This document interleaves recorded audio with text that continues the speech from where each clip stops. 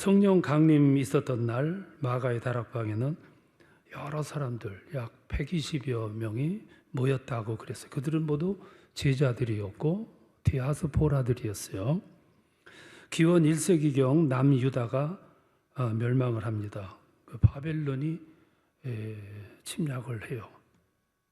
그리고 그 침략으로 거기 있던 예루살렘의 거민들은 세계로 흩어져요. 로마를 비롯해서 주변 나라로 흩어져 갑니다. 그들을 가리켜서 디아스포라라 그래요. 흩어진 유대인들. 근데 그들은 이스라엘의 3대 명절만 되면 흩어졌던 곳에서 아무리 멀어도 고국으로 돌아왔어요. 순례했습니다. 돌아와가지고 명절을 지켰어요. 그래서 작은 도시 예루살렘은 범세계적인 도시로 발전을 했습니다. 사도행전 2장에 보면 그날 그곳에 모였던 사람들의 이야기를 기록하고 있어요. 약 14개국에서 120여 명이 모여들었어요. 그들은 성령 강림이 그날 하면서 아주 소나기에 옷이 흠뻑 젖듯이 성령의 은혜에 그냥 흠뻑 젖었어요. 겉에도 젖었지만 속까지 완전히 충만하게. 제가 목회를 끝내고 이렇게 돌아보면서 아쉬운 것이 참 많지만 그 중에서도 또 아쉬운 것이 하나 있는데 그거는 사역을 하면서 이렇게 성령에 흠뻑 취해 본 적이 없다는 거. 내가 그 성령에 아주 흠뻑 한번 취했더라면 제가 사역을 하는데 아주 물불 가리지 않고 열정적으로 했을 텐데 다 끝내놓고 보니까 후회가 많아요. 내가 이 즈음에 와가지고 다시 사역을 시작하게 된다면 먼저 산에 가서 축기 안 하고 금식하면서 성령에 한번 흠뻑 취해 본 후에 사역에 나가고 싶은 마음이 있어요. 다 시간이 지나니까 후회밖에는 남은 게 없는 거죠. 지난 주일 우리는 부활주일을 보냈습니다. 그리고 곧 이어서 성령 강림 주일이 또 다가올 거예요. 성령 강림은 막 타는 불에 기름을 끼얹는 격이었어요. 그래서 성령 강림을 통해서 몇 가지 사건이 발생을 해요. 첫째 사건은 제자들이 일신하는 사건이었어요. 제자들이 쇄신하는, 체질을 개선하는. 그래서 제자들이 소심했고 두려움에 떨었는데, 그런데 성령 강림 사건으로서 그들의 인생이 확 바뀌어요. 혁신을 일으켜요. 그리고 그 성령은 다락방에 숨어있는 제자들을 밖으로 밀어냈어요. 입을 열게 하셨어요. 그리고 나가서 전했습니다. 부활한 예수를 전했고 성령 세례를 전했고 새 세대가 열렸다는 것을 전했어요. 이제 이 제자들은 더 이상 새님이 아니었어요. 투사가 됐어요. 나가가지고 전하는데 전에는 토끼였고 전에는 비둘기였다면 이제는 늑대가 됐고 호랑이가 됐어요. 완전히 투사가 되어버렸어요. 성령의 역사가 하시는 일 가운데 하나가 체질을 개선시키는 역할이에요. 체질을 변화시켜. 베드로는 나가서 전했습니다. 십자가에 못 박힌 그 예수는 곧 하나님의 아들이었고 메시아였다. 그냥 전했겠습니까? 뭐 절규하면서 포효하면서. 그런데 사실은 이 베드로의 이 설교는 그 당시 사람들에게는 듣기가 굉장히 거슬리는 모순 덩어리였어요. 왜냐하면 당시 유대인들은 메시아는 하나님의 아들이고 그 메시아는 신적 권위를 가진 누구와도 비교할 수 없는 능력자인데 그렇게 십자가에서 무력하게 죽은 그가 예수 메시아라니 그거는 신성모독이었어요. 그래서 사도 바울은 지혜 있게 전달을 합니다. 우리는 십자가에 못 박힌 그리스도를 전하니 유대인에게는 거리끼는 것이요 이방인에게는 미련한 것이로다. 베드로는 부활 후에도 긴가민가했어요. 그래서 예수께서 부활했다고 하는데도 득달득시로 쫓아가지 않고 머뭇거렸어요. 근데 베드로가 베드로 되고 제자들이 제자 된 기점은 성령 강림으로 새롭게 되는 거죠. 우리는 믿음의 세계를 이해할 필요가 있어요. 먼저 지성으로 알아야 돼. 먼저 신학이 세워져야 돼. 그 다음에는 영성으로 믿을 수 있어야 돼. 영성으로 믿는 데는 성령의 도움이 필요해요. 여러분 출애굽을 합니다. 그들이 가나안에 가려면 직선으로 가면 2주간이면 가요. 근데 하나님은 그들을 우회시켜요. 홍해를 건너도록 인도하세요. 홍해를 건너게 합니다. 그 홍해 건너는 의미가 뭐냐 하면은 영적 체험이에요. 영적 체험은 신앙생활에서 굉장히 중요해요. 또 광야에서 40년 머무는 동안 출애굽 세대가 다 죽어요. 그리고 광야 세대는 출애굽을 몰라요. 하나님은 그들을 다시 인도하시는데 요단길로 인도하세요. 요단을 또 건너게 하세요. 제2의 홍해 사건이죠. 영적 체험을 시키는 것을 보게 되는 거죠. 믿음의 세계는 이성으로 다 깨닫기에는 역부족이에요. 너무 심오하고 너무 깊은 세계예요. 제자들이 3년 동안 예수님과 동행하고서도 깊이 몰랐어요. 부활 후에도 시행착오를 계속 거쳤어요. 성령 강림 이후에 그들은 비로소 알게 돼요. 성령 강림은 그런 의미가 있어요. 그래서 우리에게 성령 충만하라고 자꾸 강조하는 거예요. 왜? 성령의 도움이 없이는 신앙의 세계를 깊이 파악하기가 어렵기 때문에 그렇습니다. 이게 첫 번째 사건이죠. 두 번째 사건은 이 성령 강림으로 인해서 예루살렘 교회가 아주 폭발적으로 부흥을 해요. 제자들의 삶이 혁신이 됩니다. 나가가지고 입을 열고 전도를 했는데 3,000명씩 5,000명씩 회심의 역사가 일어나요. 기적이 일어납니다. 병자가 치유받습니다. 더 나가서 땅을 팔아서 나눠 가집니다. 전도합니다. 날마다 모여서 기도했습니다. 찬미했습니다. 나눔을 이루었어요. 성령의 역사지요. 신났을 거예요. 날마다 사람들이 막 몰려와. 그 원인이 뭐냐면 몇 가지가 있어요. 첫 번째 원인은 예수 부활을 체험한 것이고, 두 번째 예수님 승천하시면서 약속을 하셨습니다. 속히 오리라. 그래서 그 기다리는 사람들은 재림에 대한 기운이 충만했어요. 거기다가 성령 강림으로 인해서 혁신을 받습니다.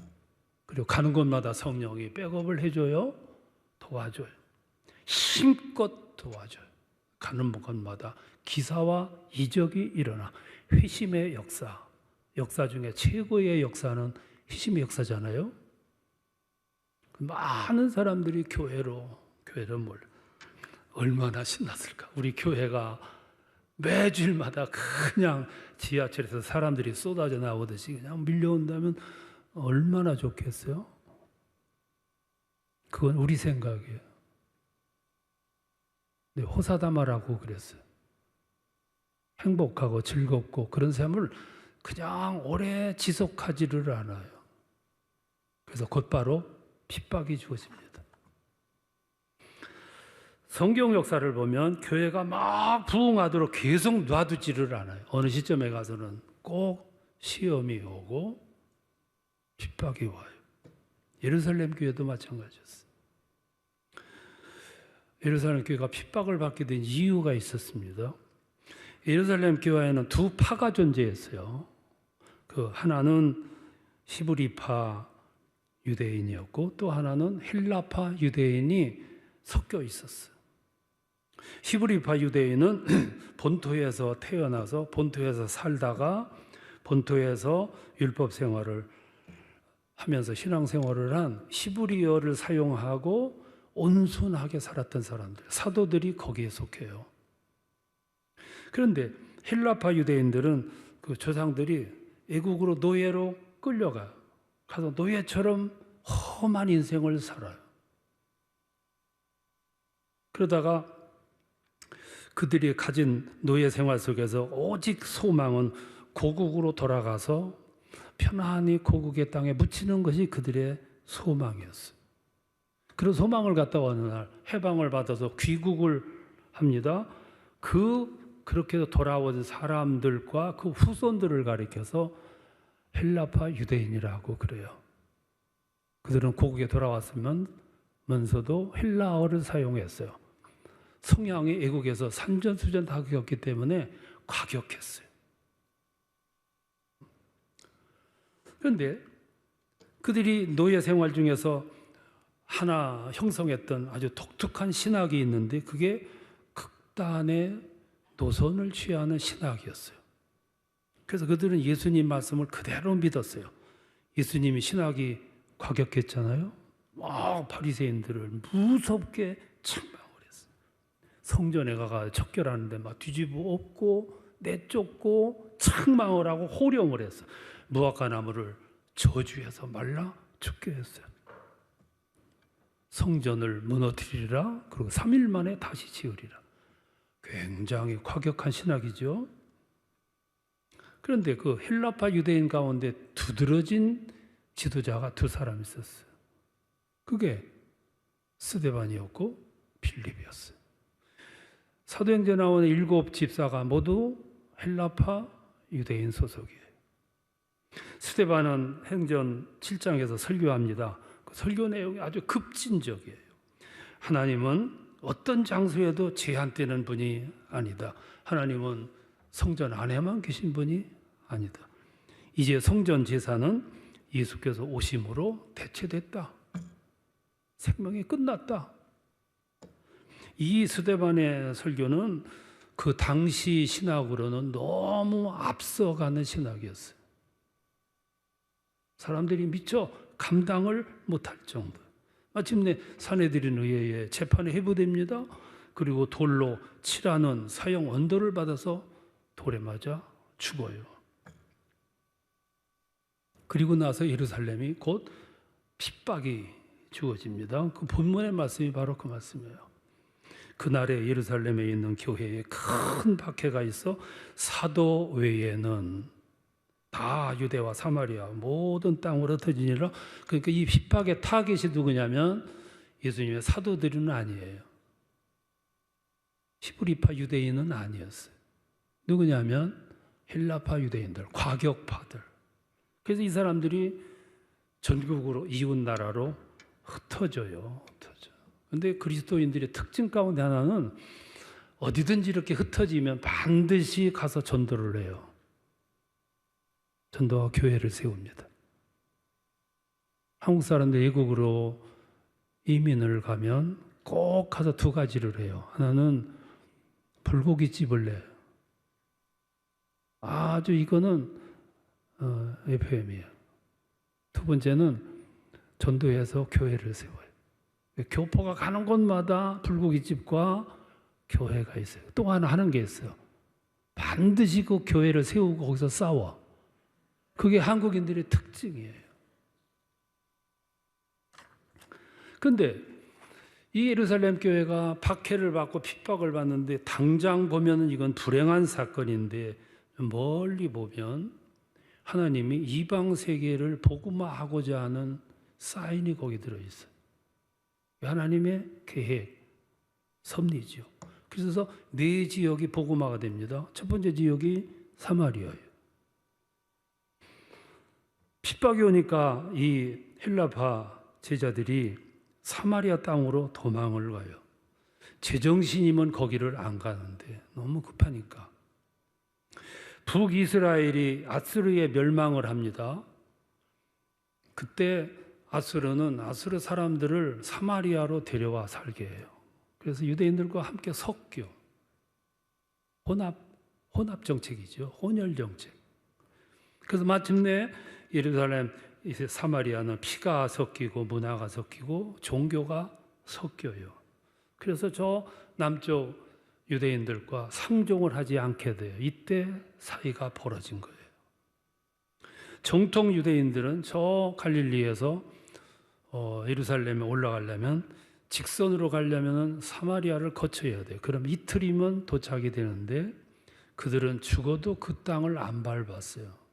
우회했습니다. 그래서 하루가 더 걸려서 그 먼 길 가려면 사흘 길을 걸어갈지라도 그 땅은 안 밟았어요.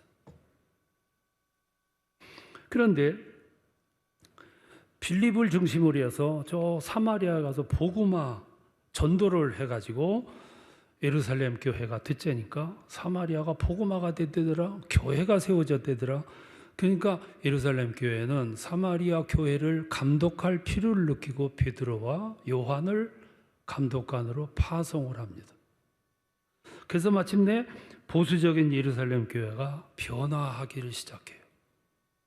그 결과 예루살렘 교회는 사마리아 빌립의 사역을 인준해 주게 됐고 더 나아가서 사마리아인들도 하나님의 백성으로 편입을 시켜서 받아들여요.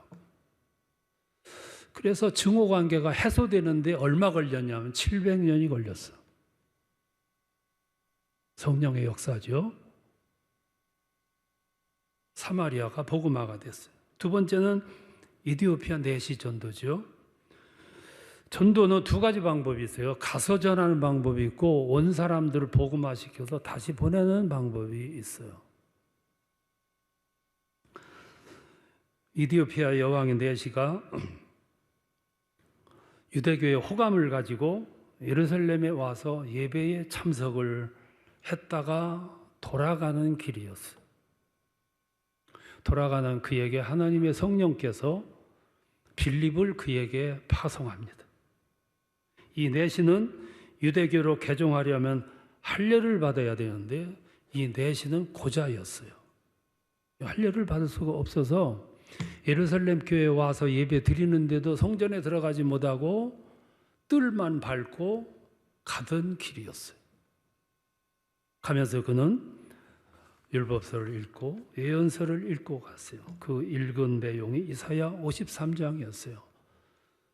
고난받는 메시아. 그때 빌립이 찾아와서 그 고난받는 메시아에 대한 이야기를 쭉 해주고 결신을 받아서 그는 오아시스에 내려서 세례를 받게 돼요. 그 세례는 비할례자가 받은 최초의 이방인 세례였어요. 그래서 그가 돌아가 가지고 이디오피아를 복음화시켜 사마리아가 복음화가 되고 또 이디오피아가 복음화가 되는 거죠. 이런 역사를 사도행전은 이렇게 설명을 하고 있습니다. 성령이 너희에게 임하시면 너희가 권능을 받고 예루살렘과 온 유대와 사마리아와 땅 끝까지 이르러 내 증인이 되리라. 여기서 한 가지 조건이 있어요. 성령이 임하시면. 성령이 내 인생에 임하시고 성령이 내 미래에 임하시면 나의 미래에는 이와 같은 역사가 이루어진다는 거죠. 내 생각과 내 수준을 넘어서 성령의 수준에서. 세 번째는 다메섹 전도서예요. 이 핍박이 주어질 때 일부는 다메섹으로 피신을 했어요. 오늘날 시리아의 다마스커스죠. 사울이 미친 듯이 살기 등등하여 그들을 잡으러 가다가 부활 예수를 만나. 그리고 사도가 돼. 그 이야기가 오늘 읽은 성경 말씀이에요. 그래서 오늘 시리아가 오래전 역사를 가진 기독교 국가가 된 거예요. 네 번째 장소가 안디옥입니다. 이 사람들이 안디옥까지 피신을 갔어요. 거기 가서 전도를 해서 안디옥 교회를 세웁니다. 예루살렘 교회에서 안디옥에 대한 소식을 들어요. 그래서 그 교회도 관리할 필요가 있어서 감독관으로 바나바를 파송합니다. 바나바가 안디옥에 가서 이렇게 보니까 안디옥 바로 인근에 사도 바울의 고향 다소가 있었어요. 사도 바울은 그때 회심한 후에 고향에 가 있을 때예요. 그래서 바나바는 거기에 가서 사도 바울을 데리고 와서 안디옥 교회를 함께 부흥시켜요. 부흥한 안디옥 교회는 바나바와 사도 바울을 소아시아 지역 전도하는 선교사로 파송을 해요. 그래서 그것이 계기가 돼서 마침내 소아시아, 마게도냐, 빌립보, 데살로니가, 아덴, 고린도, 에베소, 훨씬 넘어서 로마로, 로마에서 땅끝 나라 서바나까지 복음화가 되는 역사가 이렇게 만들어진 거예요. 더 나아가서 그것뿐이냐 하면 거기서 로마서에서 빌레몬까지 성경을 기록을 해. 그리고 사도행전이 탄생되는 거예요. 놀라운 변화죠. 이게 성령의 역사예요. 결론입니다. 우리는 세 가지 유념할 필요가 있어요. 하나는 하나님의 최대의 관심사가 뭐냐 하면 복음화다. 그 복음화 때문에 하나님이 예수를 세상에 보내셨고, 그 복음화 때문에 예수를 십자가에 죽게 만드셨고, 그 복음화 때문에 예수님을 다시 살려 부활하게 하셨고, 그리고 성령 강림하게 하신 거예요. 이걸 아셔야 돼요. 교회의 최대의 관심은 하나님의 관심을 이행하는 거예요. 그게 전도예요. 두 번째,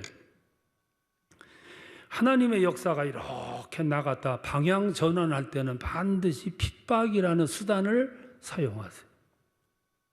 사람의 속성은 편안하면 안주하는 의식이 있어요. 안 움직여.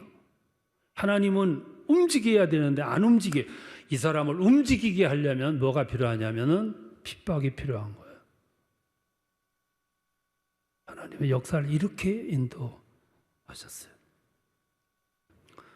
당시 핍박은 우리의 안목으로 보면 참 불행한 사건인데 조금 눈을 뜨고 멀리 보면 그게 하나님의 은혜였어요. 세 번째,